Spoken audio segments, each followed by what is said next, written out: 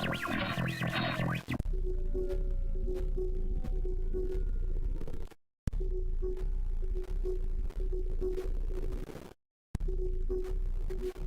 and welcome to a rather special Sunday repeated on Wednesday program, and this is The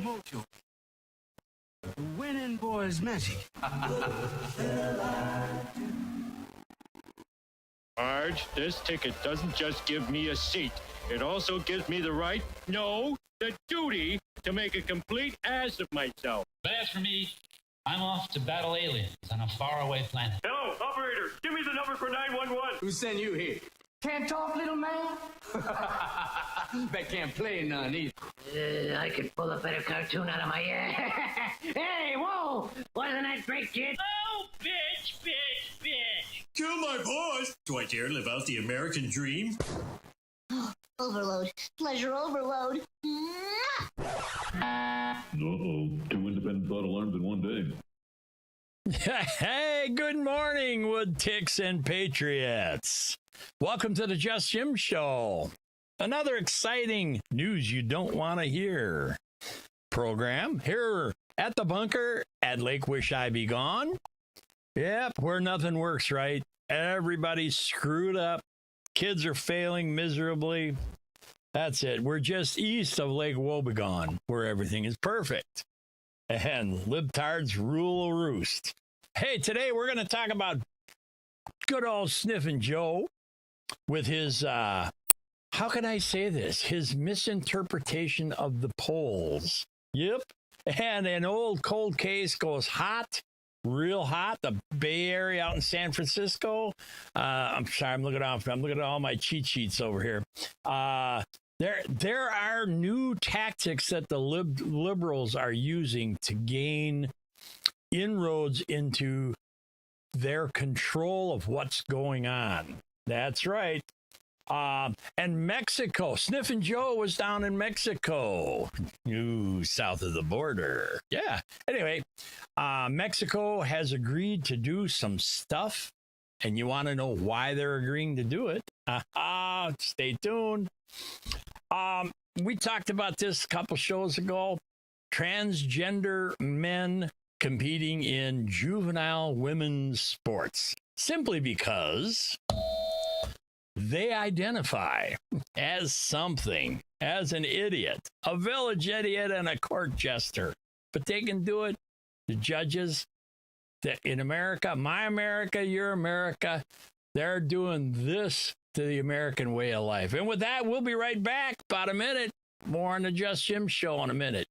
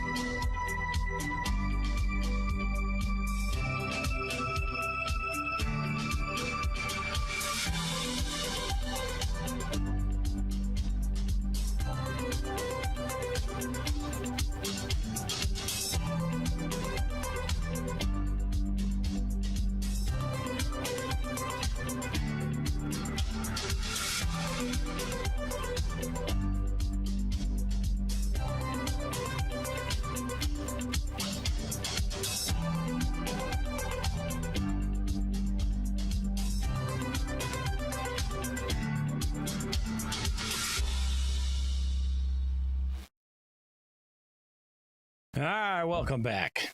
Just Jim here in the morning. I told you we have a lot of stuff to cover today. I have no idea how long I'm going to go, but that's the joy of owning your own network. You can go as long as you want. Hey, hot off the polls. Coming at you from the AP. President Joe Biden lashed out in response against a poll saying that a large majority of Democrats don't want him to run for re-election in 2024. We don't want you to run, Joe, but we sure don't know who we want to have run. It ain't Camel Toe. I'll tell you, they'd rather have a different presidential nominee. Biden made this comment in response to a question by a reporter Tuesday after White House congressional picnic. They've had picnics at the White House. That must mean it's close to America's birthday, maybe? Yeah, get Joe out there flipping burgers, rolling hot dogs on the grill. Mr. Quote Unquote, Mr. President, what is your message to Democrats who do not want you to run again? Asked the reporter. As good reporters should. Quote unquote, they want me to run. Well, you know, I'm going to say that it's absolutely true. We all want you to run. Run to the hills, go back to Mount Vernon, and just go have a vacation somewhere, Joe. Go on, go run. Might do it unless you fall over like you do on a bike.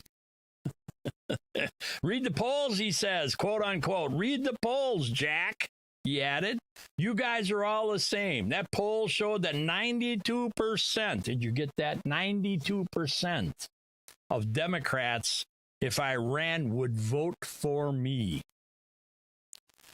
Oh, Lordy, where's my graphic? Head up your ass. I do have it, and I'll find it and play it. I got to make it part of my regular. You know the problem. Biden was referring to a poll from the New York Times, like that's a news source. Siena College found 92% of Democrats would vote for him if he ran against former President Donald Trump, and if the election were today.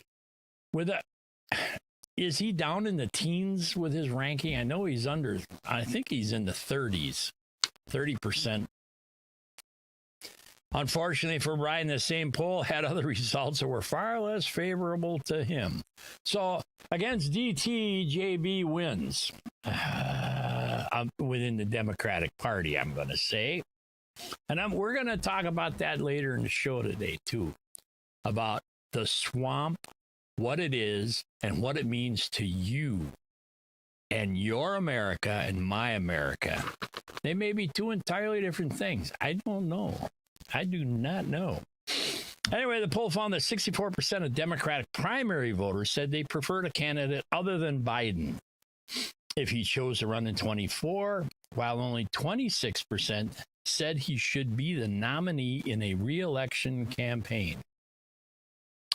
Let's see. You know, and you got to remember how the numbers break down. And this is the truth. My mic's a little hot today, but whatever. If on average, and this is probably, it may hold true in a national election, only about 18% of total eligible voting population. I said the key word there is eligible, not drop-off box eligible, which is another story in Wisconsin. Yeah. And of that, 51% or 50.1% of that voting population number is actually what runs the country. It's true, and even especially off year elections, your local governments are being run by less than 1/8 of the total eligible population that votes. They go to the polls, they cast the vote. 1/8 of the total population. That is a surprising number that most people don't break down. You have the news agencies turning around and saying, 51% or 50.5% of the population voted for this guy to get into office. In the scheme of the total eligible population that can vote, it's infinitesimal. The people that are actually running the country. On Monday, the progressive activist group Roots Action, remember that name come November and primary time. The Roots Action said it would actively campaign against a nomination of Biden based on his lack of performance in the Oval Office. Now, I have no idea where this group gets their information from, because there's more performance around Joe Biden than I've ever seen in any other president. What other president gets out to ride a bicycle and then stops to talk to reporters and falls over? That was an early, what was it, Saturday Night Live act, a little tricycle, or was that hee-haw? I can't remember now. Unfortunately, President Biden has been neither bold nor inspiring, quote unquote, and his prospects for winning re-election appear to be bleak. With so much at stake, making him the Democratic Party's standard bearer in 2024 would be a tragic mistake, Roots Action said in a scathing statement. Why do you have to go to a place called Roots Action? You talk to most average Americans, they'll tell him that he sucks because he did that at the gas pump, at the grocery store. Heck, almost everything in your American life right now is being done by this bozo. And of course, this is an editorial statement. That's my opinion. First Amendment rights.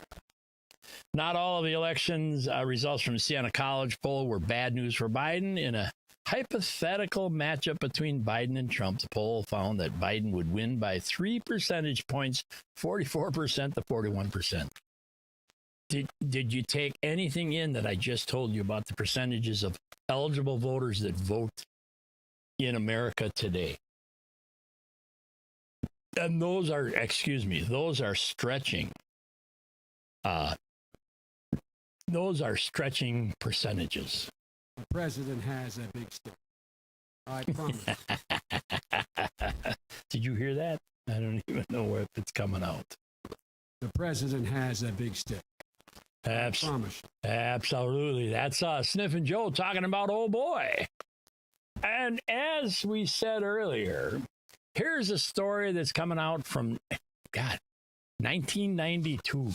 Can you imagine this? Somewhere up here I got it. There it is, right there. Let me look at this right here. There you go. There you go. Bay Area CEO charged with a 1992 Mountain View strangulation murder. This was interesting. If you read the article, we will. A Bay, excuse me, not COVID. A Bay Area technical company CEO was arrested last Saturday at JFK Airport in New York. Isn't that where JFK is in New York? Why do they bother? Filler words. The press, typical press. In New York after arriving from Amsterdam and he was then charged with strangulation murder of his roommate. Ooh, a roommate. Roomies with benefits. Girlfriend in Mountain View 30 years ago. John Kevin Woodward, 58, president and CEO of ReadyTech, an online training company, will be arraigned when he gets back to Santa Clara County in the company of Mountain View detectives. He faces life in prison if convicted. Oh shit, Sherlock. There's a quarter. For all of you new listeners that would like to listen to the Just Jim Show, when you hear this, there's a quarter that goes into the swear jar, and the swear jar gets distributed at my discretion. When we're out and about in America, we decide that we donate funds that end up in the swear jar, because sometimes you get excited and, I'm not a sailor, but I swear like one.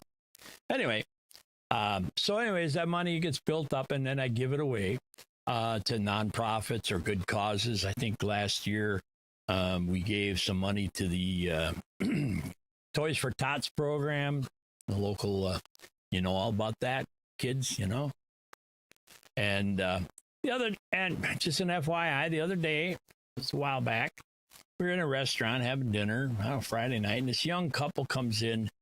They're young. I'm talking young, but I'm old, so they all look young.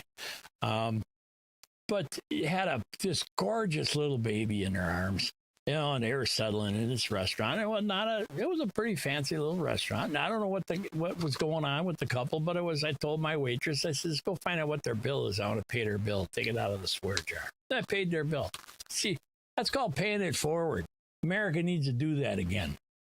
We all have wherewith. We're at that age. You're supposed to do that. Take care of each other. Do a little unexpected love.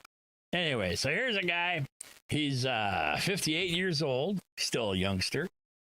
Woodward was tried twice unsuccessfully. When we talk about village idiots, how do you take somebody to court for murder?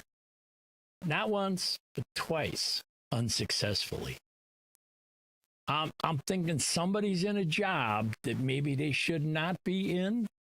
They don't have the wherewith to convict somebody, because you read the story. You know, I'm not a lawyer, but I play one on TV. And I'm thinking I might have been able to do that. But anyway, the case was dismissed by a judge for insufficient evidence. Well, you got a body. You got a rope around the neck. You got footprints on the inside of a windshield. I don't know. The DA crime lab criminalist whose work led to the charge. Quote, I want Miss Hout's family and friends to know that we never give up on her.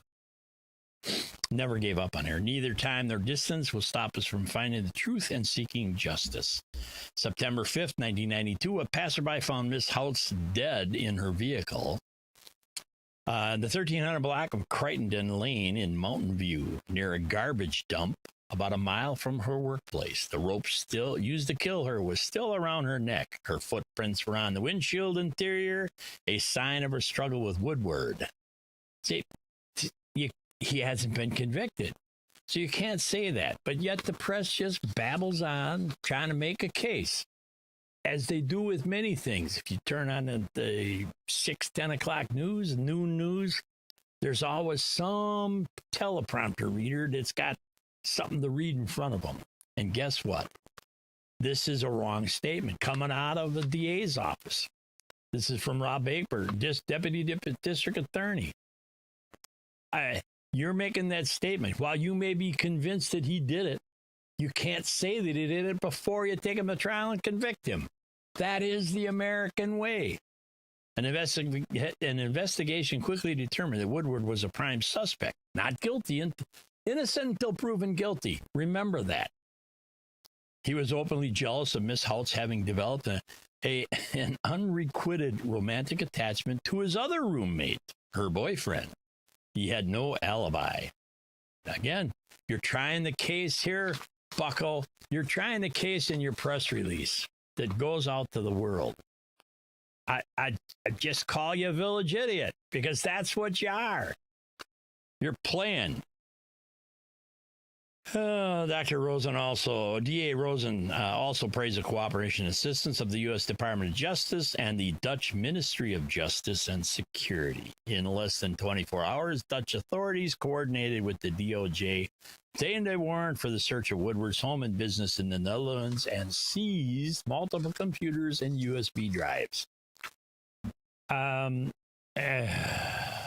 don't know. I'm thinking this one's destined to another acquittal, but hey, that's just Jim's opinion. And how long have we been on here? Well, a couple minutes. Whatever. I don't know.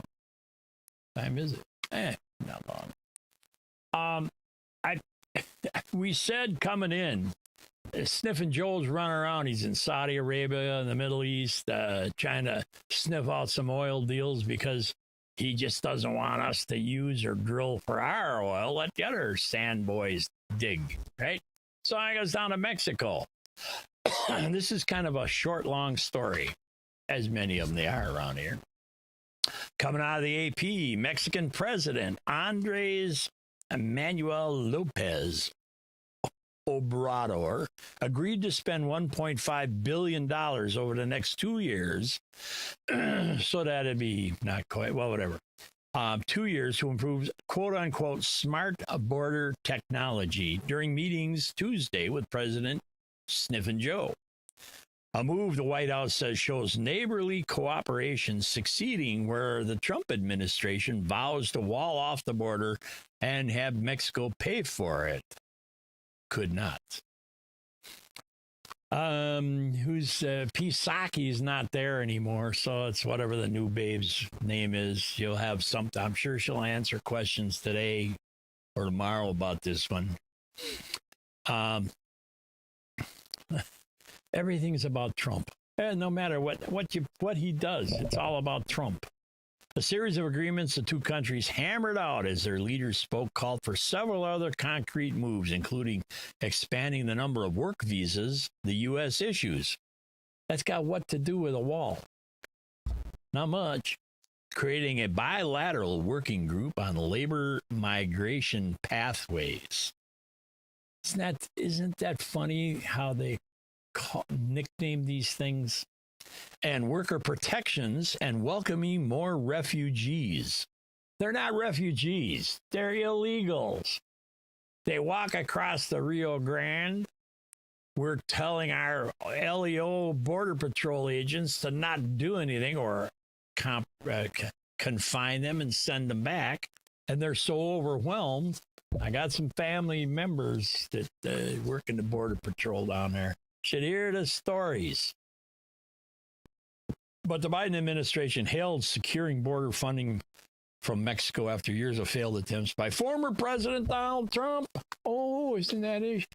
You know, they'll pay for it by import fees. We'll front the money. America's good at that. We always front the money. Hell, look at how many billions of dollars we send into Ukraine. One of the most corrupt countries in the world. God, you're going to just...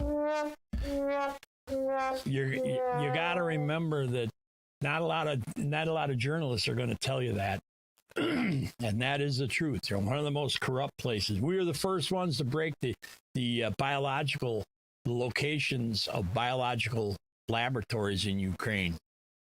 Got called idiots. We got called fools, false information by the social networks because we released it. We had maps, knew exactly where they were.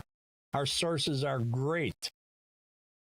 The agreements came after Lopez began the discussion by talking for more than a half an hour as reporters looked on. His far-ranging discourse touched on everything from American drivers heading south for cheaper prices at the pump. Well, what do you expect? You can buy diesel down there for what? $3 a gallon? You're paying $6, $7 here? To the New Deal politics of Franklin Delano Roosevelt. He also chiding conservatives and said U.S. and Mexico should reject the status quo on the border. This, and I'm going to divert from this particular article, which happened just the other day, to many years ago in my production business. I've been at it since 1980. We have had the opportunity to be present at many, many, many brujas throughout America, from a jumbotron or a video presentation or a satellite uplink situation. Years ago, we were at the La Raza convention held in Milwaukee, Wisconsin, and we were doing the jumbotrons. We had our clearance from because the president of Mexico was there, and many other U.S. senators. And I'm going to tell you that the rhetoric that came across there then is the foundation for what has been happening here at the border with all the illegal immigrants coming in. Now, many are from out of other parts of the world, not necessarily just Mexicans, but the open borders that were talked about during that meeting, that convention. I had trouble sitting in there and continuing to do my work. I didn't want to hear it. We just got hired as a production company to go do our thing. And that's tough. You stand there and listen to this crap, but it's great insight. You get to hear all the stuff that they're planning, supposedly being released to all of the little minions in the convention. This is what we're going to do. This is what we're planning. This is our attempt. This is our long-term goal. Trust me, I heard it long, long before this shit ever happened. Not a quarter. Lopez said both countries should close ranks and help each other amid spiking inflation and border challenges brutally underscored by 53 immigrants who died last month after being abandoned in a sweltering tractor trailer in remote San Antonio. Well, you know, if half of America, I've said this for a long, long time. There was a movie made by Chris Burghardt, fellow Wisconsinite, called Border. It's an oldie, but a goodie. He paid a patriot price for making that movie. Y'all should look it up. That should be required viewing in every high school in America. You need to search out and find that movie. You will be flabbergasted, not at the cinematography nor the movie making, but the documentary properties of that movie. Chris, right on, brother. You did a good thing. I push it almost every show because it shows exactly what's going on at the southern border and the village idiots that try to prevent justice and the American way from taking hold at the border.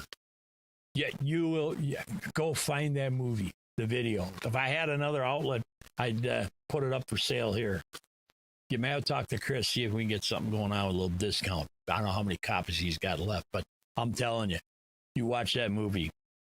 It has nothing to do with this shit. Ho! There it is. I told somebody today I'm probably going to donate a lot of money to the swear jar today. Quote unquote, increasing inflation impacts the well-being of families in both countries and requires strong, immediate, and concerted action. That's why we've committed to jointly combat inflation by accelerating the facilitation of a bilateral trade and reducing trade costs. I don't even know if Mexico has $1.5 billion or sitting around, do they? I don't know. I have a clue. I guess if they talk to the cartels, maybe they get some money. Ooh, they get some moolah. Yeah, let's not build a wall. We'll build more tunnels and bring in get more mules to come in across the border in the tunnels. But right now, see, the cartels are actually losing money because they don't get to use the infrastructure that they built. And tunnels is going underneath across the border, because then they get a mule to carry their drugs, their dope, and their fentanyl into America. Because right now they're just walking across the Rio Grande and they ain't got no backpacks. They're not bringing this shit into America, at least that way. Some of the tunnels are still running. The departure from was a departure from last month when Lopez declined Biden's invitation to the Summit of Americas. Summit of Americas. It's not America.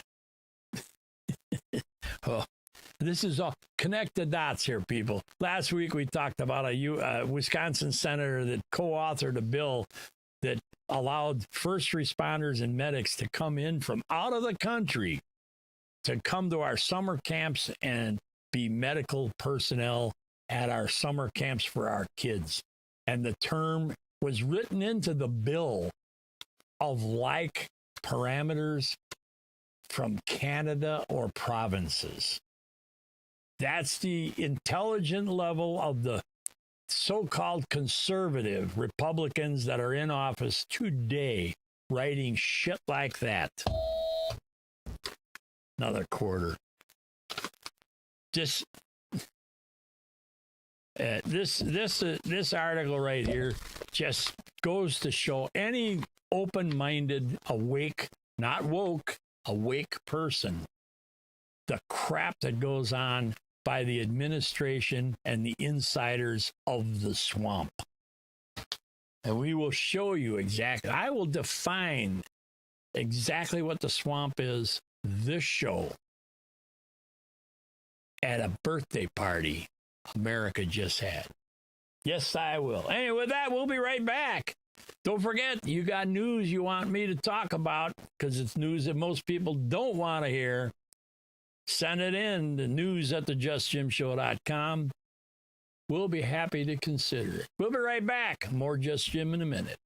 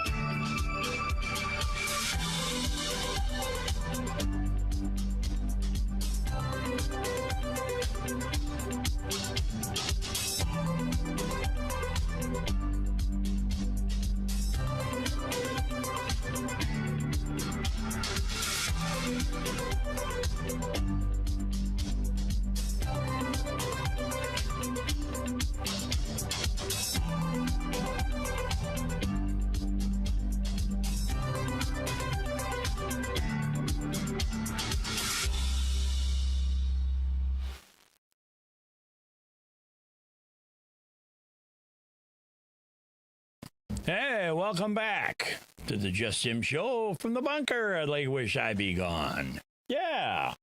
Anyway, we are back, and we talked about this a couple different times. And most of us understand that when a person who identifies, quote unquote, as something, that's the cry today, is that somebody is identifying as. Biological man, transgender, enters a contest, allowed to take the prize, a first place prize, not a 10th place participation award, but a first place, destroying a preteen girl's dream. Ricky Trez, 29, of Los Angeles, a male who considers himself to be a woman and competes as a transgender athlete, won first place in a skateboarding tournament in New York City. Isn't that special? Isn't that special? Shiloh Katori, a 13-year-old girl, came in second place, while others placing in the top 6 included women or girls from the ages of 10 to 28, with most of them under 16 years of age. Does any of this sink into any of you libtards and woodticks' minds? What is wrong with America today? People walking around you bump elbows with in restaurants and walking down the street. Doesn't any of this make sense? That there is something totally wrong. We talk about red flag laws with gun control and all that crap. I don't, but you do. Doesn't anybody consider this to be something that needs to be psychologically taken care of, addressed, looked at, considered? The English language is specific. A 29-year-old that has to compete against 10 and 13-year-old people of a different gender. Yeah, I know you're going to say there's 500,000 different genders. I don't think so. But hey, that's just Jim. Trez won the women's division of the Boardr, B-O-A-R-D-R, Open, netting $500, according to Fox News. The win was denounced by many on Twitter. Oh, boy. There's one thing I'm afraid of about Ricky's win. As with Leah, the outrageous unfairness of men competing in women's, but he's not a man. He's identifying as a unicorn. I don't know. In women's sports become more and more obvious to more and more people. So I will thank you for your service in that department.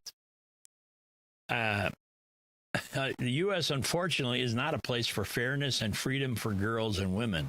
I hope this changes very soon. This was someone back in June, late June, made these comments after it happened. Taylor Silverman, a professional skateboarder, took to Instagram in May to announce having to compete against men who claim to be transgender. Rock on. My name is Taylor Silverman. I'm a female athlete. I have been skateboarding for 11 years and competing for several years. I have been in 3 different contests with trans women, 2 of which I placed second. Do you get what the psyche, you can argue that a transgender person has this psychological problem or disadvantage because of who, what, why, when, how they think. Somebody's calling in. Yeah. Oh, I got 2 there. Look at that.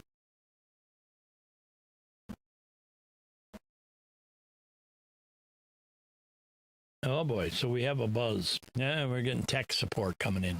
Sorry, buddy. Maybe I'm too loud. Let me turn it down a little bit. I don't know. Anyway, this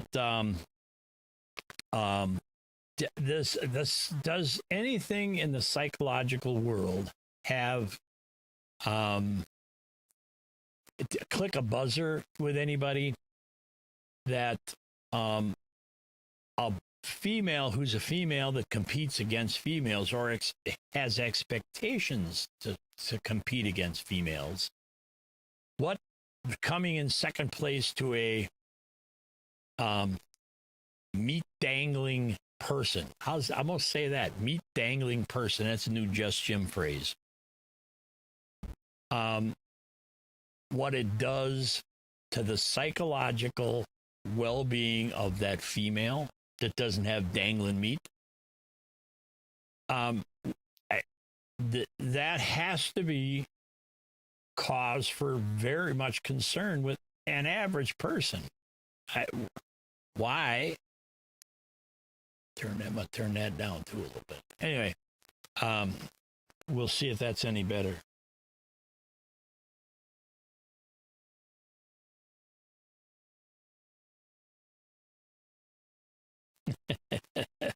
Yeah, somebody's watching on YouTube. Yeah, well, because I don't take calls at the moment. We have our toll-free number. Hang on, I'm seeing chat on the side here. How the psychological well-being of that female, yes, male, female, two genders, has to be crushed by the libtards that are going and taking advantage of. I don't know what the word would be I can use for that, but I used to coach women's soccer years ago. I enjoyed it because I got to see young women develop and put their best effort on the field. Win, lose, or draw, didn't matter. But it was development of solid effort.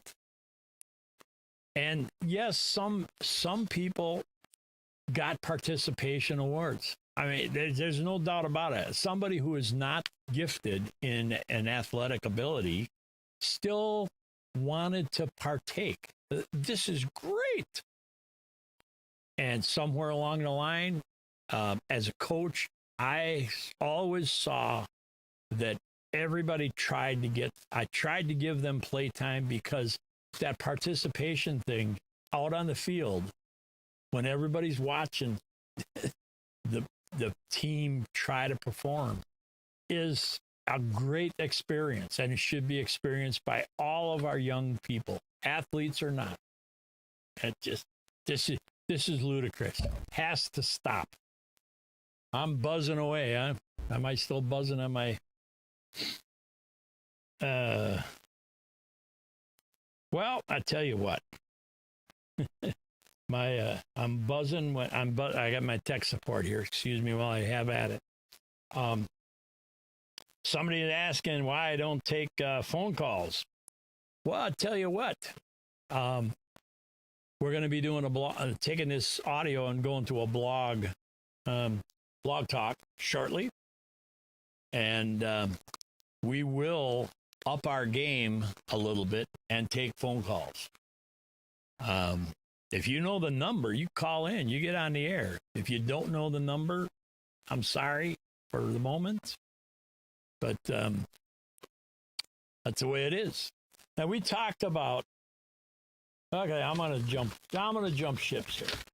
With the transgender story, I'm gonna say that here's one that should not be disregarded. His story shouldn't be disregarded. And many of you know the West Coast, the East Coast, New York, and California, pretty much as a whole, does not believe in the same things that America believes in. They believe in things that I have no idea where they come from. But here, Chicago, Illinois is another place.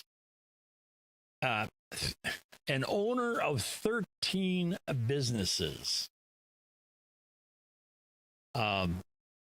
This one here, hang on, I gotta, because this is how asinine. Here, put the music up here. Chicago used to be a kind of town, this kind of town, his kind of town. No more, says Gary Rabine, who is joining the list of people and corporations moving their business out of the crime-drenched city. Amid a 35% increase in crime over a year ago, business exits are on the rise, according to Fox News. Again, not necessarily a great news source, but hey, we'll take the story. A 5-month-old girl among 5 killed, 27 others wounded in weekend shootings across Chicago.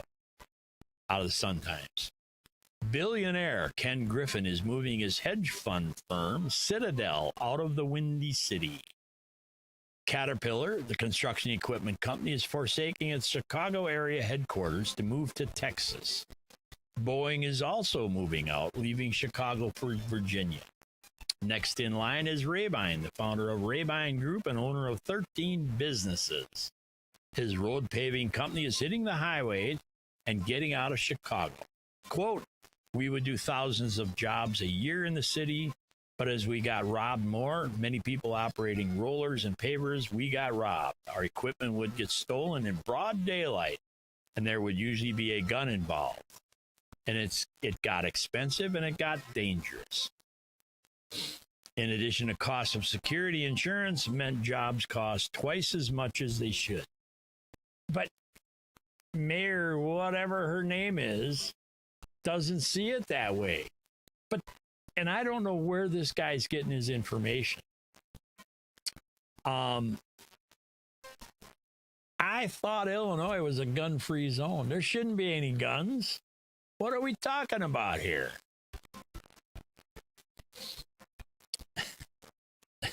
If you have to pay more for insurance, more for wages because it's now a high-risk job, it's like working in the Army Corps of Engineers going to Saudi Arabia or Afghanistan, having to build a road or a bridge.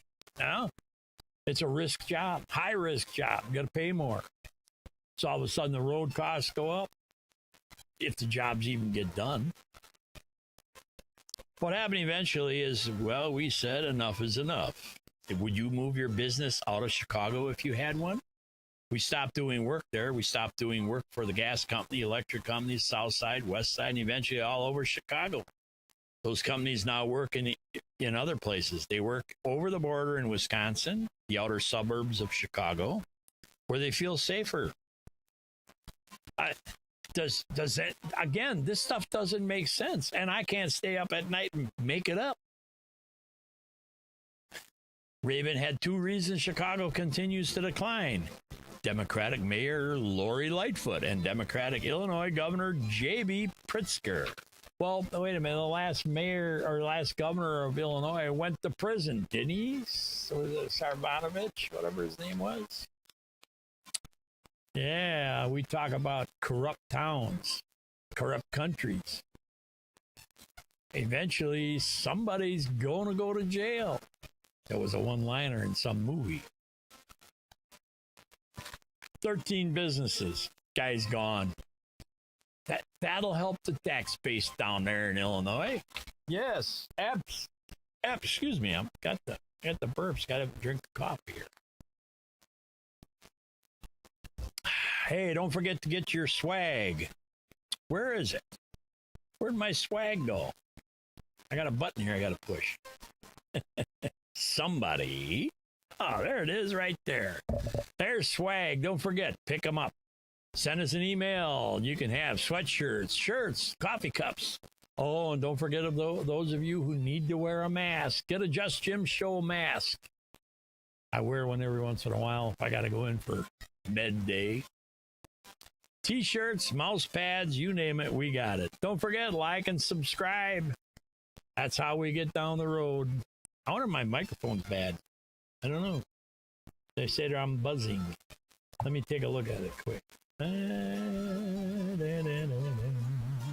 Nope. It looks okay there. I don't know. Whoops, wrong one. I got a co-host spot sitting right over here. It's empty at the moment. Anyway, let me get rid of the music. That was enough today. Yeah. And let's talk about technology. Let's take a little talk about technology here in today's world. It seems like, and welcome to my quick interface here for getting feedback while the show's on. Technology seems to creep in everybody's life, no matter what you do nowadays. I'm looking at what's going on here. Got a show going on. A lot of technology stuff off the internet. And most of it was unseen years ago. Just didn't happen. But as new companies and ways of life creep into our world, we have the introduction, let's call it an introduction of good and evil, morality, which seems to have shrunk in our day-to-day lives. Just because you can do something doesn't mean you should do it. And part of what the story I'm going to talk about in a minute here is exactly what we talk about when we walk into the world known as the swamp. The swamp. One guy decided he was going to take on the swamp. He was maybe he didn't know how to do it because he was blazing new trails. Not necessarily the thing that Americans want to hear is midnight tweets. But we had reasonable petroleum costs, reasonable housing costs, and the costs were coming down. They were helping the average American person. Family unit, man, woman, kids, blah, blah. Yeah, I'm going to catch hell for that one. There you go, ringy-dingy, one ringy-dingy. And along with the technology that we got introduced to, most parents turned around and said, oh, we got to fund the school system. We have to put in IT departments. We got to give our kids all the advantages that we never had as we were growing up with technology. We got to have the internet. We can talk. The kids can learn all this stuff. And now, all of a sudden, out of nowhere, seems like people are saying, maybe we don't want all this technology in our life because the evil people or the inability to decide good, bad has gone away. And in a service industry, here's a story that just came out. me see if I can find it over here. No. That's an old one. I just did that one. School is back at JCPenney, and the savings are too. No, the style is no. head to toe, and every day is jeans day.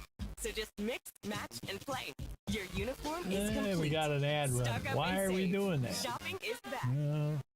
People in Arizona may.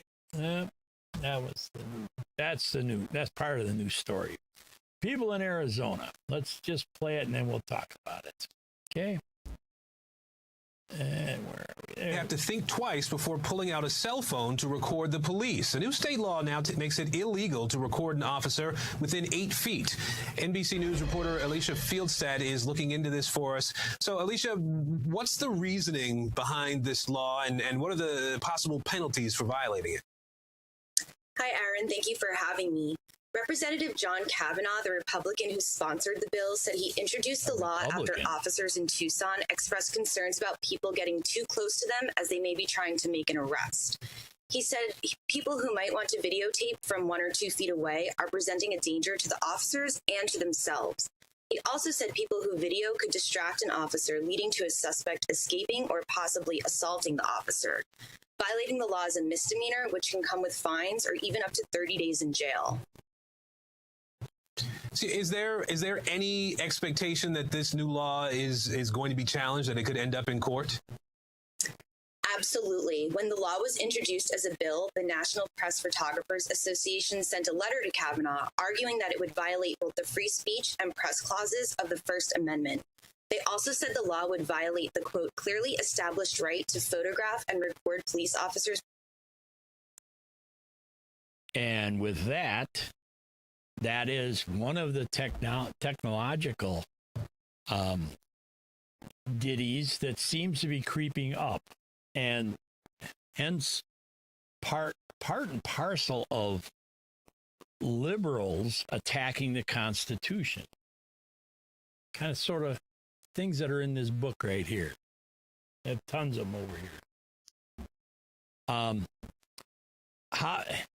If a police officer, if you're recording, standing there with everybody's got a cell phone, so you're recording something that's going down, and a police officer approaches you. Not does every police officer know what 8 feet is? That's a discretionary call. So in the heat of the moment, he doesn't want you videotaping. He or she doesn't want you videotaping. We got one coming up for you too. Anyway, so they approach you, and now the 8 feet is no longer 8 feet, or 10 feet is no longer 10 feet. It's 4 feet, 3 feet, because they're standing face to face, looking at you, telling you you can't record. So now the 8-foot law becomes 20 feet because that officer leaves the proximity of the incident to confront you rather than staying with the incident. And I don't know, LEO, I'm going to say from a responder medic standpoint, which I used to be, when I approach a patient and take on services, I am involved in that scene, and I cannot leave until someone else relieves me. Now, I don't know what LEO parameters are. If once an officer is involved in an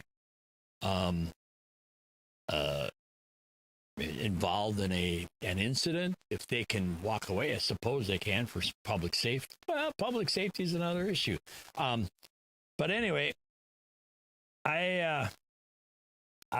this article, it should be duly noted. Now you have the old Republican, I don't know how they got involved in writing this bill, performing their official duties in a public place. Kavanaugh did make some concessions to the bill, like allowing people who are stopped in a vehicle to record a police officer.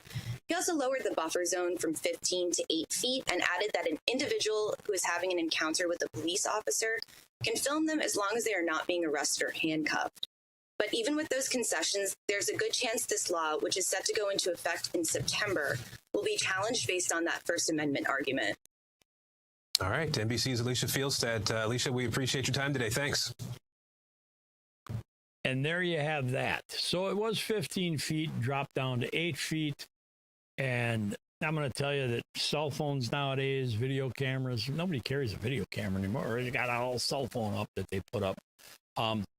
That you can just simply zoom in, and 8 feet is incidental to, other than having shaky cam that seems to be acceptable everywhere you go. But that is one of the stories that we're going to hear more about here in the Just Jim Show. A huge proponent of the ability to capture the dealings of, not to be misconstrued or intimidating in the process of doing a job by LEO or fire or EMTs, because those jobs have to be done. Everybody has a job to do. Hopefully everyone does their job according to their job code, which seems to be conveniently missing nowadays. There are no job codes anymore. It just seems to be a matter of convenience, as it were. I don't feel like doing it today, so yeah. Who was it showed up for a job? Oh, never mind. That was a local thing. But I was talking to a police officer. Somebody came in to do their job, had a bad day, so they went home. And I kind of asked, I said, boy, if you have a bad day, and he's a police chief, I said, you have a bad day, you get to go home? And no, you don't. You stick it out, find the moral fortitude and the spine, suck it up, buttercup. You do your job. It is what you get paid to do. Anyway, and I'm sorry to see that there's that kind of attempted influence, and I'll guarantee you that it will be overturned by either state supreme or a U.S. Supreme Court. That law will not hold. There has been fair use laws. When we go out and film something, if you do a general street shot of 50 people walking down the street, it's not copy. No individual can copyright it because it's a generic scene. If you key in on one person in that crowd, you better have a release. That is not true in LEO because they're public officers doing public service. With that, there is another story here that comes out of Wisconsin, Mad City. Conservative attorneys challenge Dane County gatherings ban. And this is what I said earlier in the show, that liberals are finding the wherewithal to challenge and manipulate law by this kind of activity. Not COVID. In Madison, Wisconsin, coming out of the AP, a conservative law firm asked the state Supreme Court on Monday to immediately block Dane County's ban on indoor gatherings and indoor sports amid the coronavirus pandemic. This just happened, the new variant. Arguing the order will ruin Thanksgiving and subject young athletes to mental trauma. Ooh, mental trauma. Now, all of a sudden, the kids are important. The Wisconsin Institute for Law and Liberty filed a petition with the High Court on behalf of two parents of young athletes and an indoor gymnasium. The petition asked justices to take the case directly without waiting for it to wind through the lower courts and issue an immediate injunction blocking the ban. The firm, remember, this is a conservative law firm now. The firm argues High Court should take the case because many counties have expanded their coronavirus ordinances and the state needs clarification on how much local power elected officials can delegate to health departments. Jane Heinrich, the director of Dane County and City of Madison's Joint Health Department, has egregiously seized power and is ruling the county and city by decree, the firm contends. Now, remember, this is for the good of the kids. The health department spokesman, Sarah Matz, said the agency is trying to protect people's health using science and data. Now, what they always claim, CDC, blah, blah. is confident the gathering's order is legal. She declined further comment. Heinrich issued an order November 17th prohibiting mass gatherings indoors. She amended it Friday to decline such gatherings as a gathering of individuals who are not members of the same household. All indoor sports are considered a gathering under the order. Violations carry a $1,000 fine. Now, locally, there was a referendum that was passed by the school district that built a dome, an indoor sports dome. And somewhere, I'm going to go over here, let me find it. That's Louisiana. That one we did already. Where is it? Okay, come on, I can't find it. There it is. Here's a tweet from a local person. Hard to beat this. Just a town known for a country music festival. How about the Hodag Dome? And you can see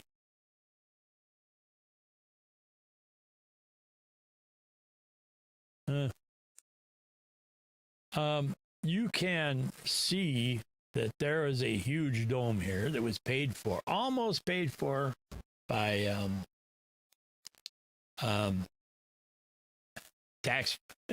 taxpayers, but not all of it. Special interest groups did this thing. So here now you have a dome that won't be allowed to have gatherings because you're not part and parcel. You're not part and parcel of a family that's not this gathering that's not a family. You have a gathering that's not. So anyways, Henrik put out the order as state continues to grapple with the surge of infections and hospitals are overwhelmed by corona patients. Yeah, true. And again, true. Now there's a new variant that nobody seems to know where it came from or whatever. But state health officials reported it confirmed 3,095 new cases. The virus had played a role in 6 more deaths. 7-day average of positive tests stood at 29.5%. The state has announced since this is Wisconsin, state's seen 771 cases and 3,011 deaths since the pandemic began in March. So here you go. You spend all your taxpayer money building a dome so your kiddies can do this and kiddies can do that. The petition warns that banning indoor sports will force gymnastics, gymnasiums, indoor soccer fields, and hockey rinks out of business while allowing all other businesses to continue operating. Klein argued that she's a mother of 2 youth hockey players, and losing the sport will hurt their physical and mental health. And which is true. Somewhere up in Eagle River, there's an indoor hockey, an old hockey rink that's been rehabbed. I think it has a semi-pro team coming into play now. I don't know what the results are going to be for what am I going to say here?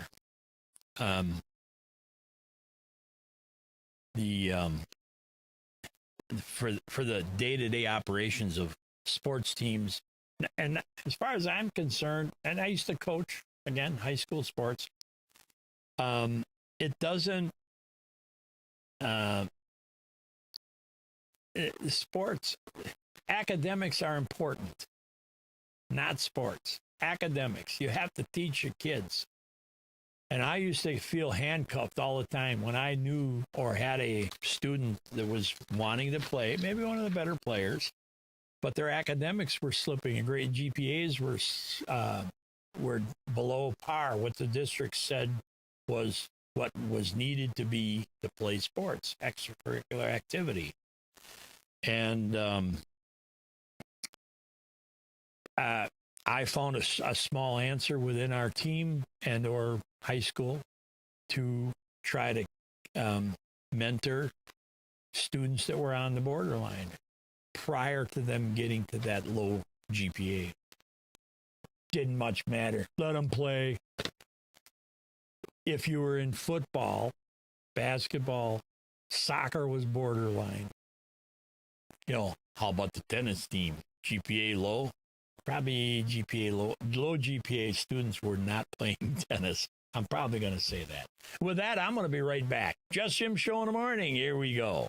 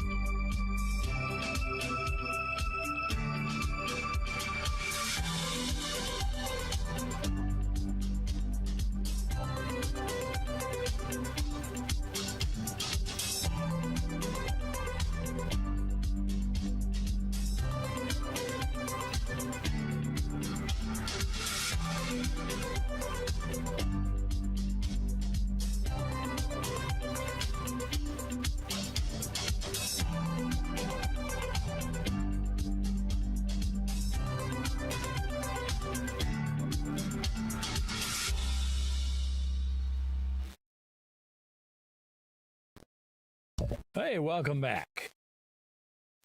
We've been talking about technology. Arizona now passes a bogus law about 8-foot recording distances. You know it won't. That won't hold. Guarantee it won't. First Amendment. Whoa, First Amendment. Where are these things? These little things in this book here? Yeah. Yep. Anyway. Coming up, let me go over here quick. There is, let me go over here. We'll find it. Wisconsin Republican candidate. This is from the Republican Party. I never get Democratic Party notices like this. I don't know why. Hey, I'm open. I agree to disagree coming in, but I'm always open to information. It's up to the individual to be informed about the voter heading to the primary elections. This primary is August 9th, 2022. Don't get out and, right here, get out and vote. That's what it's all about. We started the show talking about the low percentages of people that are running the country from the total electoral. I'm telling you, get out and vote. The governor candidates, Adam Fisher, Tim Ramthun, Rebecca Clayfish, Tim Michaels. Yesterday he was in town, I believe. Kevin Nicholson has now withdrawn. Lieutenant Governor Cindy Werner, David King, Kyle Hughes, Pat Teston, Will Martin, Jonathan Wichman, Roger Roth, Attorney General. They should have him. I should run for Attorney General. And Karen Mueller, Eric Tooney, Adam Jarko. Treasurer candidates, Orlando Owens, John Samuel Liebher, and Secretary of State, Amy Loudenbach, Justin Schmidtka, Jay Schroeder. Mark your calendars. 8-9 of 22 is primary, early in-person voting, 10/25, and 11/8 the general election. Those are dates. Get out and vote. If you don't vote, you got to shut up. Doesn't matter. And drop boxes have just been found to be illegal in the unmonitored drop boxes have been found to be illegal in Wisconsin. That means you got to go drop them off yourself or mail them in. You can't have XY. There was just an article in the paper here. Oh, where are we here? Here it is. Let's see.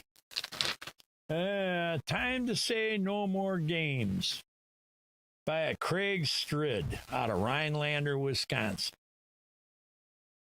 Today I had good intentions to bring my wife and son's absentee ballots to City Hall, but was informed the state law would only allow me to turn in my ballot in, and that my wife and handicapped son had to return their ballots individually in person. Hokey dokey.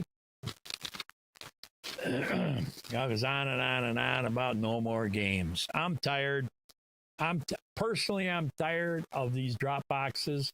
And if you haven't seen it, figure out how to go watch 2,000 Mules. I'm going to tell you, it's kind of an eye-opener. Yeah. And of course, the blah blah of people will say, oh, well, the Republicans do it too. 2,000 Mules doesn't say Democratic or Republican. Doesn't say that at all. It just shows people doing what they do. So that argument doesn't hold water. Doesn't hold piss water. And there's another article here, Viewpoints, coming in. Reader calls out blatantly racist language. This year's 4th of July parade in Rhinelander, Wisconsin, where we took our cameras recently to celebrate America's birthday party. We wanted to see what small town USA was all about. I participated and had supporters walking with me for my assembly seat campaign.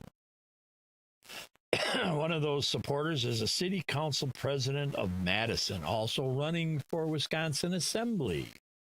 He was not campaigning up here, just supporting me in the parade. Blah, blah, blah. And on the article goes about racist language. Go back to the country you came from, was the commentary that was supposedly said. I don't know. I didn't hear it. We wandered around the parade. And with that, I suppose I said earlier we're going to talk about the swamp. What is the swamp? People ask me that all the time. What is the swamp? Well, about 1,000 yards west of here, I have one on Lake Wish I Be Gone. It's the bog, the swamp, where heron, loons, ducks, even big old lunker fish hang out there. Eagles. Yeah, I'm blessed to see Mother Nature in its splendor. This year, I got to say, be still my beating heart. We have a pair of loons that come to our lake every year. And the story on loons is, if you know anything about them, wildlife, the same pair of loons stay together till it's over. They come back to the same lake every year, year after year after year, and hatch their eggs, have their youngins. The other day, just yesterday, well, this year, they had two chicks, two baby loons. The other day, I was sitting out in the back, had a campfire, and we were watching, and 5 feet off the end of the pier, 3 loons came by, 2 adults, 1 baby. That means the eagles, or eagle, got one of their 2 youngins. Maybe I'm wrong. I'm hoping I'm wrong. Maybe the little one was already diving and learning, but these 2 adults were teaching the little one how to dive. Very cool. If you've never seen it, youngins like that being brought up, these 2 loons, they protect their little ones. Sometimes there's squawking going on 2:00 in the morning. You can't go to sleep. They'll wake you up. They're out there hooting and hollering, having a good time. Anyway, so I wanted to see, that's my America. Anyways, I wanted to see what was going on for America's birthday, July 4th, 2022. And since I already did the election here, let's see if I can. We put together a little video clip, it's a couple of minutes long, about goes hand in foot and tail with the Arizona recording law. And I'm going to let this is what the swamp is. in your town. Not my America, your town. See if we can do this. All right. Nope. I need to. Hang on. No, we're going to go back over here and stop this thing. See if I can get this over there. There we go. And we'll make that full screen. There we go. Ready, set. Let's see what we got.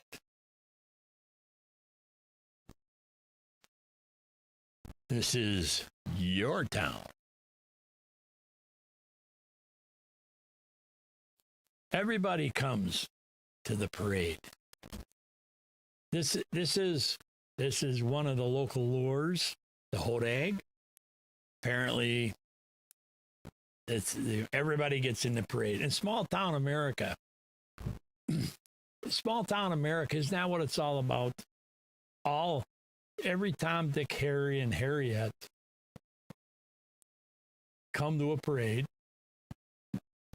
and do their thing. They get to go down Main Street. Excuse me, all the kids, all the dance team here at the local high school, the local auto parts store. You know, and there's even Trump backers here in rural America. That's kind of interesting, isn't it? Yeah, there are. The Hodag. Yeah, look at that.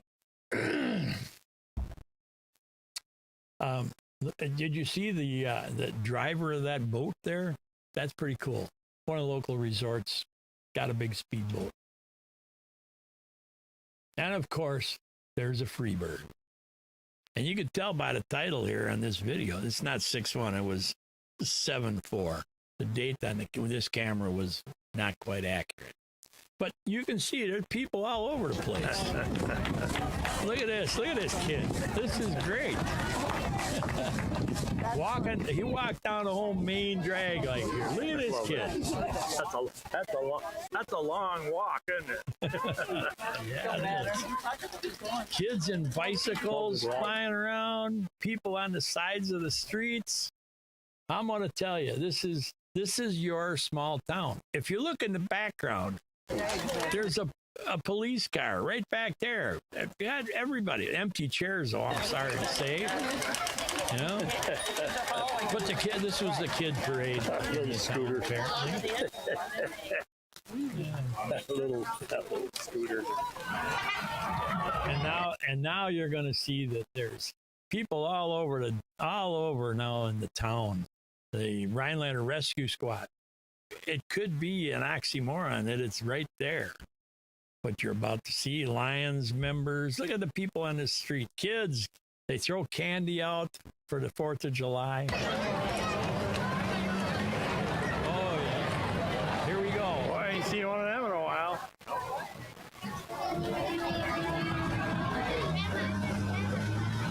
That's a classic. It sure is. This kid was really nervous to ride with his crank. The crank was driving in the tree. It's a tree in the tree. He's never driven one before.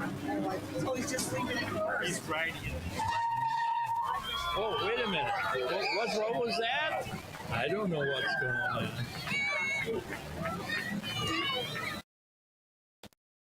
on. I gotta ask, in the middle of a bunch of people, who is this village idiot? He's riding it. Oh, look at that. American flag. I don't know. Talking to a sergeant right there, right on the backside of that flag. Police department sergeant. I don't know what happened. He's riding it. Oh, I don't know. Look at that. I don't know what's going on. Do you see the tag on the back of that thing? And you want to know something? If you look at that, he points to the person who was riding in that vehicle. Must be Ford Day.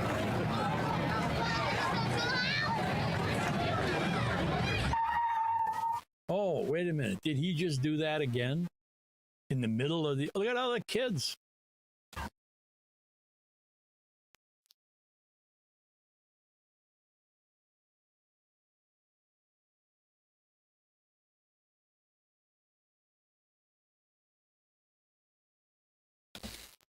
That's it. The young, dumb member of the swamp.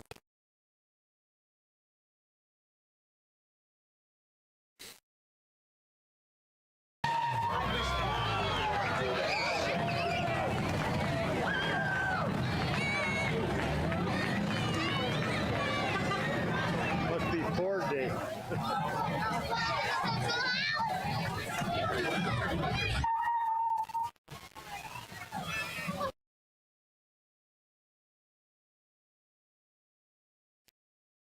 Take this in. First, reckless driving. This is a state statute. $25 to $200 in fines for reckless driving. Second offense, within a 4-year period, not 40 yards or 4 yards like this yutz did, $50 to $500 up to a year in jail. Got that?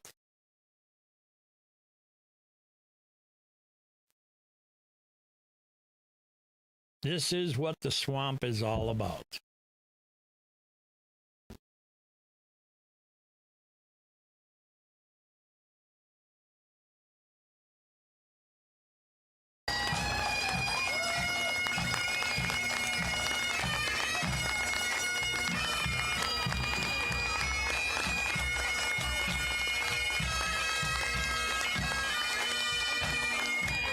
That drummer's got a step.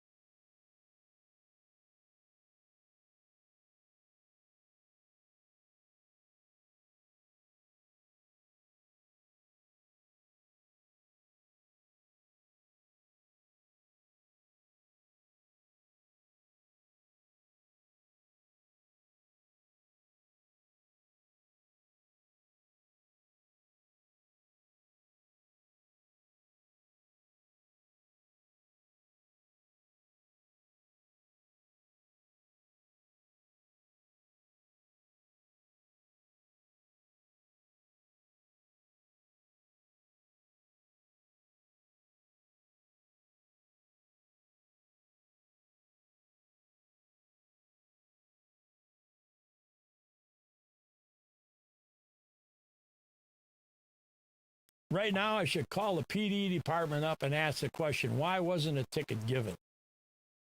Sorry, I had my mic off. It's a good thing I was swearing up a storm. That's exactly what the swamp is. That was going on through the entire parade route. Not one officer had the cojones to stand up to the state statutes and say, that's uncalled for. You do not do that in a parade environment with kids running around.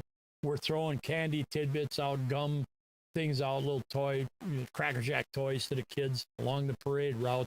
They jump in the streets, and you're going to start doing burnouts. And the only reason you do it is because you got the mayor in the car. Excuse me, not COVID. You turn around and you think you're safe. I can do whatever I want. I can do it. Law doesn't apply to me. I got the mayor in the car. And he points to the sergeant standing right in front of him while he did it. Oh, I don't know what happened. I don't know. But, the accelerator got away from me. Not once, but twice that I recorded. It's been going on the whole parade route. Kids all up and down the street getting candy. Not one officer has the cojones to make the ticket, to write the ticket. And the mayor thinks it's absolutely okay, and his cronies around him. Oh, wait a minute. That reminds me of the Clintons. Yeah. Think about that. This is what goes on in small town America, all around the country. But I least expected to see it in the heartland of America. The laws would be disregarded, state statutes. I'm sure I could go right down the list. But nobody seems to give, oh, it's cute, it's funny. No, it wasn't funny. It was funny until some kid gets run over. That was a young mother walking across the street with her baby and her other child. Held her hand up. Oh, don't do it. Don't go yet. Let me hold on. Let me get across the street. And then she wasn't even across the street. And that yutz decided, I'm going to burn out. And I can do it because I got the mayor in the vehicle with me here. Oh, yeah. Let me show off. This is what it's about. I don't know about your America, but my America says up yours. That's exactly right. And then you get commentary that, oh, I can't drop off my absentee ballots. You get your ass up and go vote. Got a brand new dome where everybody can go in and vote. Wait a minute, you can't do that. If you can't play sports in a gathering place by the CDC, how can you go in the same place with a bunch of people that aren't your family and vote? Oh, wait a minute, I never thought of that. That's the problem. That's why we're upside down, because legislators don't think. Those that aren't legislators just keep writing crap and expecting other people to follow and abide by what they think is the way to go. I don't get it. On the heels of this, Uber whistleblower. I'm exposing a system that sold people a lie. Uber, wait a minute, Uber? How many people drive for Uber? I don't know about in real America, but Mark McGain, career lobbyist who led Uber's efforts to win over governments across Europe, the Middle East, and Africa, has come forward to identify himself as the source who leaked more than 124,000 company files to The Guardian. That would be a newspaper over in Europe. McCain decided to speak out. He says because he believes Uber knowingly flouted laws in dozens of countries and misled people about the benefits to drivers of the company's gig economy model. The 52-year-old acknowledged he was part of Uber's top team at the time and is not without blame for the conduct he describes. Kind of sort of like the Church of Scientology series that's going out there right now, or had been going on. I'm partially responsible, he said. I was the one talking to governments. I was the one pushing this with the media. I was the one telling people that they should change the rules because drivers were going to benefit and people were going to get so much economic opportunity. What are the Uber files?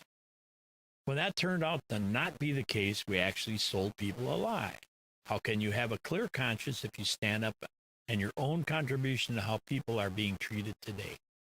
The senior role McCain held at Uber between 2014 and 2016 put him at the heart of decisions taken at the highest level of company during the period in which it was forcing its way into markets in violation of taxi licensing laws.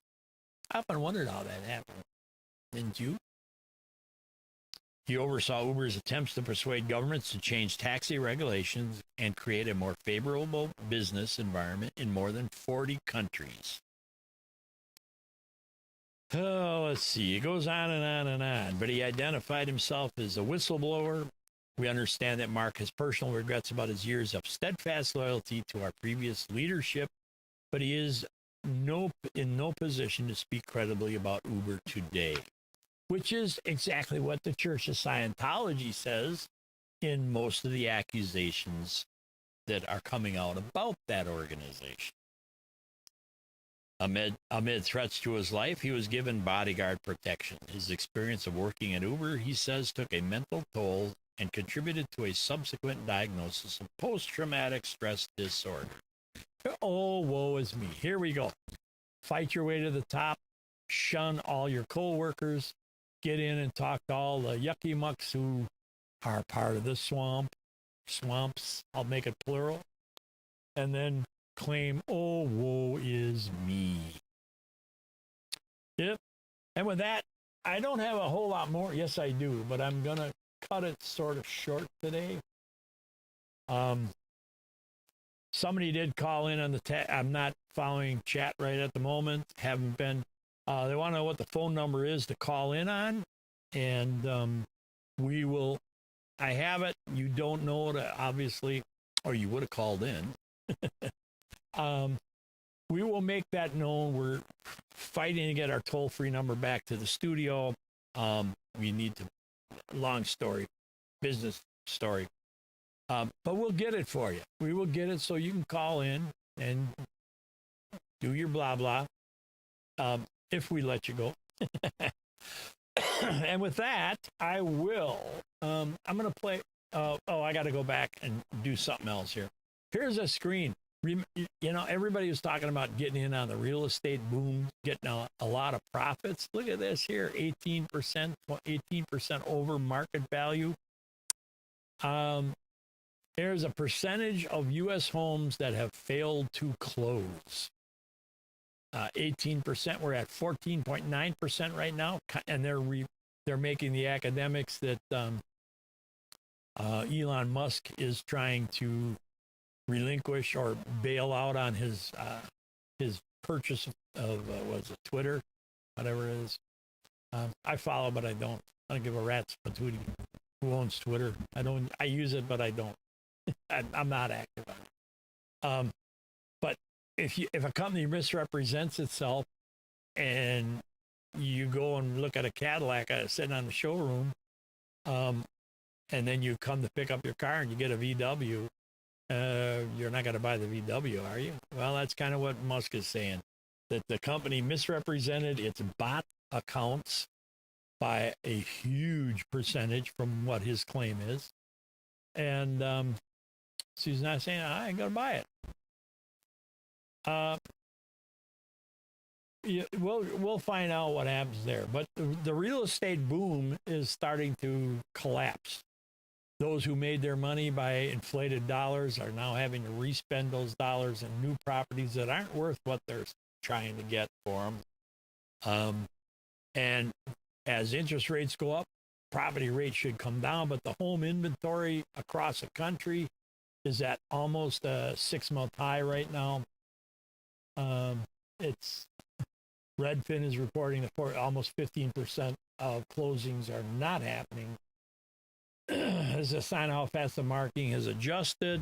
The surge in mortgage rates starting in March, it signals the beginning of a return to sanity from the boom where the balance of power shifting back to home buyers. And an economic thought on that. If you buy a property over its market value, its true market value, if it, let's say a property's taxed at $100,000, it's only worth $100,000. You buy it for $200,000. Guess what your tax bill is going to be? Not $100,000 value anymore. It's $200 because you said it was worth $200,000 because you paid for it. That's what's starting to correct itself. I see I'm way behind in my audience. Yeah, we'll sort it out, I guess. Anyway, and with that, we have one other swamp story that you might like this. You talk about what the swamp is and the good old boy system. Let's take a look and see what we got. Here we go.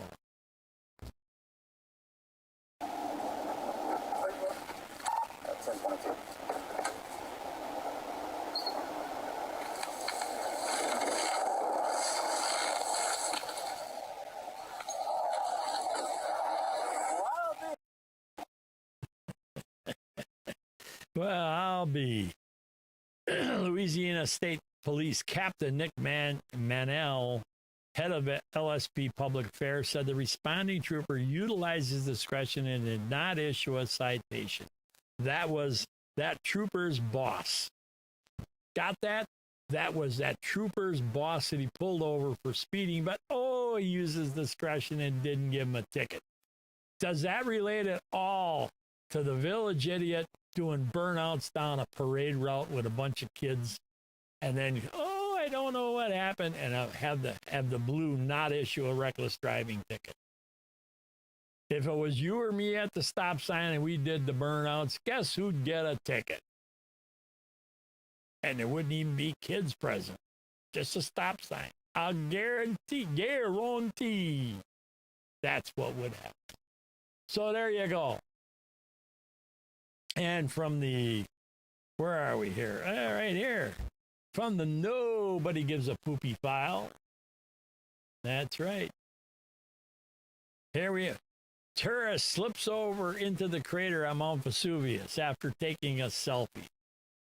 Does this ring a bell? This is the onslaught of court jesters and village idiots running around the country, if not the world. Somebody decides to take a selfie standing on the rim of Mount Vesuvius and drops his phone, decides to go get it because, you can't be without a selfie. Or they go to a national park in America and need to have a selfie taken with a bison, and they get gored because they're told that I gotta get a selfie here. I want to stand up here and get a selfie. I can tell my coworkers that I got a selfie. Oh yeah, I got a selfie. Well, this is a little more. Well, I guess I'd say it's just as dangerous as walking out in the middle of a field of buffalo. Hi, Uh-oh, 2 independent thought alarms in one day. And I'm going to get close to closing here. Here is Chip Roy. He's on the floor of our hallowed halls, talking about what's going on in those hallowed halls. I think my friend from Texas, I know that he cares deeply about this issue, spends a whole lot of time working across the aisle and with our own conference trying to get this body to focus on this issue of spending. And frankly, that's on both sides of the aisle. We're sitting here now at $30.5 trillion of debt, and that's a number that nobody in America can possibly understand what that means. We talk about it, we say it, we put charts up, but nobody knows. $30.5 trillion, if you set out to count to that, one Mississippi, it would take you 967,000 years. I mean, think about that. It's patently absurd. And yet, we're going to rack up another $1.5 trillion here, and then next year, and then another couple of trillion, and we're just going to keep piling it on. And interest rates are going up. And interest rates are going to keep going up, and so that debt is going to pile up even further. And the American people know this. They can't live their lives that way. But yet here we are in this body, the so-called People's House, and we haven't had a single actual debate on spending in this body the entire time I've been here, and much less this year.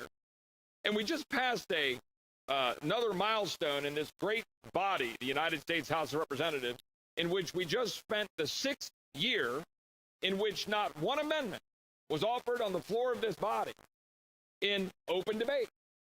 Not one amendment. Has any rank and file member of the United States House of Representatives been able to come to the floor and offer an amendment? And you wonder why this place is broken? I mean, we just passed that milestone yet again. You never get a chance to have open debate here in the so-called People's House. And you wonder why I gave a speech a little while back from this podium on this floor that I called the United States House of Free Stuff. Because that's the way people view this body. Oh, we just got another check we can go write, another, bill we can pass. It sounds good. It's got something great in the title. You're talking about infant formula. Oh, you better vote for that. You can't vote against the bill that's got infant formula in the title. Doesn't matter what it does. Doesn't matter if it'll make it worse. Doesn't matter what the power of government is. If you put ALS in the title, don't vote no on an ALS bill. Well, then you hate people with ALS, right? Don't vote no on any bill that's got something in the title. United States House of Free Stuff. Yet this week, what are we going to vote on? We're going to have a bill, H.R. 7606, which will likely come up, that'll give $400 million to ethanol producers. Never mind that jacks up 30 cents a gallon on the price of gasoline. We're going to have a bill that's got $12.7 billion over 10 years on wildlife recovery. Man, we're really being great stewards of the public trust here in the United States House of Representatives. That's the problem. That's what's broken. And the American people see it. They see that we're here not doing the work of the people because we never actually debate, vote, and figure out something, roll our sleeves up and say, you know what? We have X trillion dollars of income, so we can only spend X trillion dollars. We never do that. And that fundamentally is what my friend from Texas is getting at, what my colleagues are here on the floor talking about, and what I would ask the Speaker, where my colleagues on the other side of the aisle are, and having any conversation whatsoever about only spending that which we take in. But no, we can never have that conversation in the United States House of Free Stuff, because it's a hell of a lot easier to go out on the steps and go preen and posture to a bunch of people in the media saying about how evil people are if they dare vote against spending money we don't have. So I thank my friend from Texas. We should do our job, both sides of the aisle, to stop spending money we don't have. If you enjoyed this video, hit like and subscribe to our channel so you'll be sure to see similar. And there you have it. Our friends over at The Blaze, compliment them for snipping that video. Yeah, you like and subscribe. Where are we? Right there. You can like and subscribe to everything, all of the independent news people. Oops, sorry, I'm automatically going out to my co-host. Oh, why is that? I don't have a co-host today. Anyway, that's exactly true. The United States House of Free Stuff. It's not millions or $100,000 anymore. It's billions of dollars. And he's absolutely correct. Videos from where are we here? I want to get that done. You can't make this stuff up. Do you think that news clip would ever hit the 10 o'clock news, the 6 o'clock, 5 o'clock, 4 o'clock noon news? Because somebody stands up and speaks the truth about how broken we are? Pelosi, Chucky Schumer. No, let's just add 50,000 add-ons to a bill. Don't ever keep it just narrow and focused, because we wouldn't spend enough money. We wouldn't get enough money. That's exactly right. And along with that thinking, Sniffin' Joe, our great president here this term, and his wife, Jill. I'm not going to say it, but I'm going to show it to you. Hunter Biden and his infamous laptop that just keeps on giving and giving and giving. Apparently, this is one of the smartest men that Joe Biden knows, his son. Can you read this? The smartest man Joe Biden knows. His son, Hunter, called the First Lady, Jill Biden. Oh, wait a minute. Wait. Dr. Jill. And entitled and a vindictive in text messages.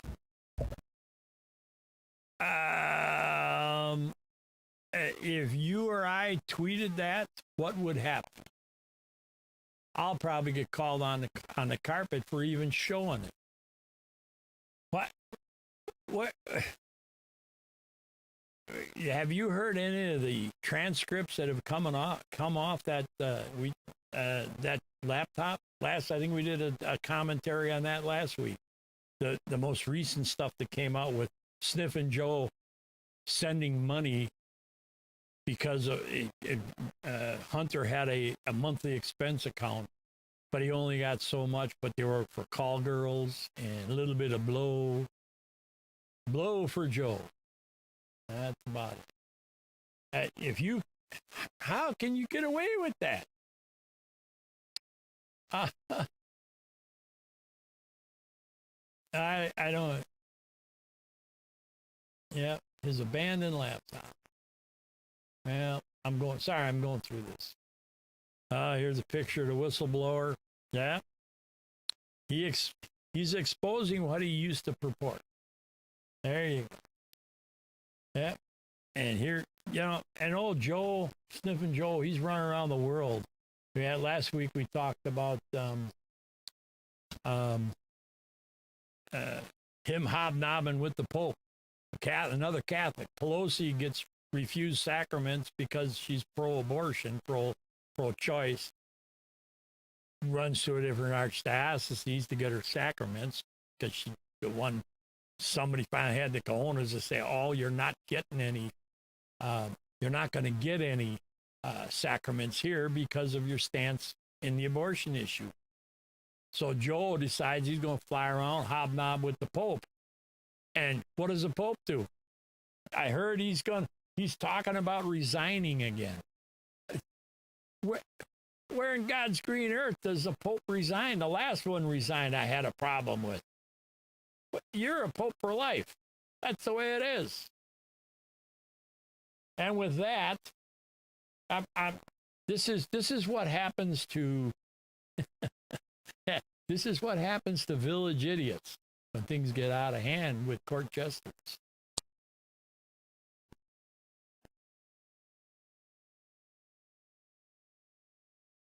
Hey, lady, buku jauh baik kau kamu kalau baik. Eh, buku no. Kamu jauh. Kamu enggak. Kau boleh lari ni. Kau mundur. Kau mundur.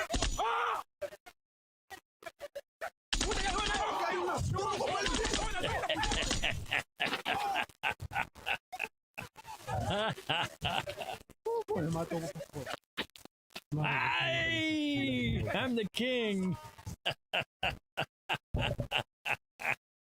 Oh my Lord. Oh God. I laugh every time I watch that. If you don't get a hoot out of that, I don't know what you're gonna laugh at. You have to love, and I make fun of it because it was unsafe, but that's what happens when the village idiots get control of the room. That's exactly what happens. And remember, you voted for them. This is what you get. And with that, I'm gonna close with an old video. Where we go. Whatever. I'm after that. I just laugh. I'm gonna close today and say thanks for watching. Like and subscribe. We'll talk about stuff that nobody else cares about. Everything that guy just says bullshit. Thank you. And there you have that. You be good to each other, because when it's all said and done, you got to agree to disagree going in, and you got to take care of each other. Because after when it's all done, ain't nobody else gonna do it. Just you and me. And with that, here we go. Second night, Dick. We'll see you next week.